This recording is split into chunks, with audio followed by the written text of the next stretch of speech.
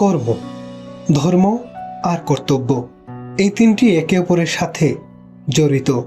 আর অনেক সময় এই তিনটি পালন করতে করতেই আমাদের সেই ব্যক্তির সামনে গিয়ে দাঁড়াতে হয়, আর তার বিরুদ্ধেই এক সময় যেতে হয় যাকে আমরা সব থেকে বেশি ভালোবাসি।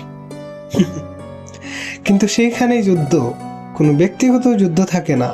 এ হলো কর্ম আর কর্তব্যের যুদ্ধ। এটা সরল নয়, অত্যন্ত কঠিন সময় হয় তার সম্মুখীন হওয়া, যাকে আমরা সব থেকে বেশি সম্মান করি।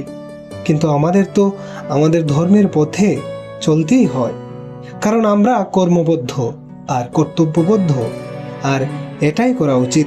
শুধু এইটুকু মনে রাখবেন, যদি আপনার উদ্দেশ্য শুভ হয়, আপনার ভাবনা শুভ হয়, আপনি যদি কর্ম, ধর্ম আর কর্তব্যের পথে অগ্রসর হন, তাহলে এই প্রক্রিয়াতে যদি আপনাকে আপনার আরাধ্যের সামনেও দাঁড়াতে হয়, তাহলে আপনার কোনো ক্ষতি হবে না।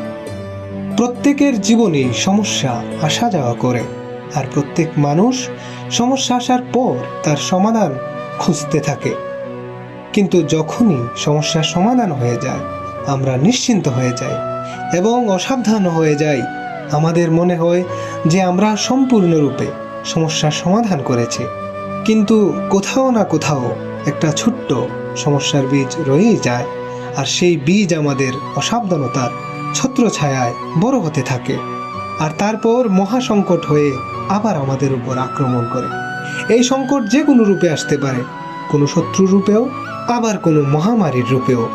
সেই জন্য সবসময় সাবধান থাকাই উত্তম, কারণ অসাবধান হলে কি হয়, আমাদের সুরক্ষা চক্রে একটি ছেদ উৎপন্ন হয়। আমাদের শেষ করতে পারে এমন এক বাণ, সেই ছেদ বিন্দু হয়ে আমাদের হৃদয়ে প্রবেশ করতে পারে। তাই যে কোনো সমস্যার সমাধান করুন, জয়ী হন, উৎসবও পালন করুন, কিন্তু সাবধানে থাকবেন।